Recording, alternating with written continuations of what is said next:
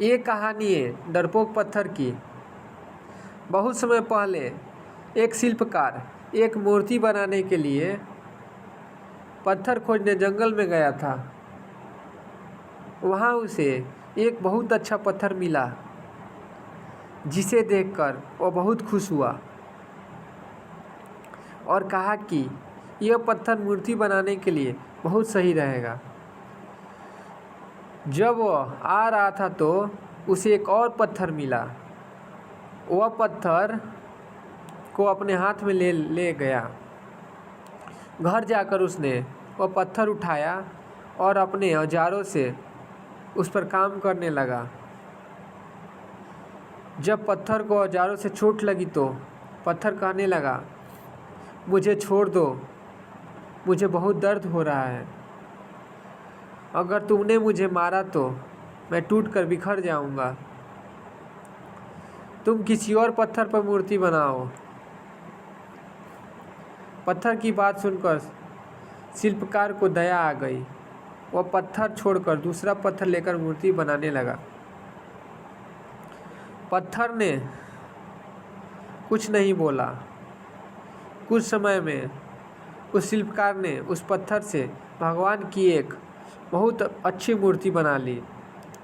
मूर्ति बनने के बाद गांव के लोग उसे लेने पहुँचे। उन्होंने सोचा कि नारियल को तोड़ने के लिए हमें एक और पत्थर की आवश्यकता होगी।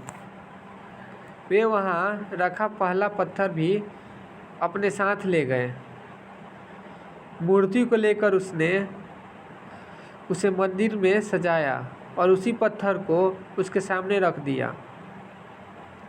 जब कोई भी व्यक्ति मंदिर में दर्शन के लिए आता तो मूर्ति की पूजा फूलों से करता था, उसे दूध से स्नान कराता था और पहले पत्थर पर नारियल फोड़ता। जब लोग उस पत्थर पर नारियल फोड़ते थे तो पत्थर को बहुत परेशानी होती थी। वह दर्द में था और चिल्लाता था, लेकिन उसकी सुनने वाला कोई नहीं था। उस पत्थर ने मूर्ति से बने पत्थर से बात की और कहा कि तुम बहुत भाग्यशाली हो, इसलिए तुम्हारी पूजा करते हैं। आपको दूध से नहलाया जाता है और लड्डू का प्रसाद दिया जाता है, लेकिन मेरी किस्मत खराब है, लोग मुझ पर नारियल फोड़ते हैं। इस मूर्ति से बने पत्थर ने कहा कि जब शिल्पकार आप पर काम कर रहा था, अगर उस समय आपने उसे नहीं रोका होता तो आप आज मेरी जगह होते। आपने आसान रास्ता चुना, लेकिन आप पीड़ित हो रहे हैं। वो पत्थर मूर्ति की बात समझ गया। उन्होंने कहा कि अब से मैं भी शिकायत नहीं करूँगा।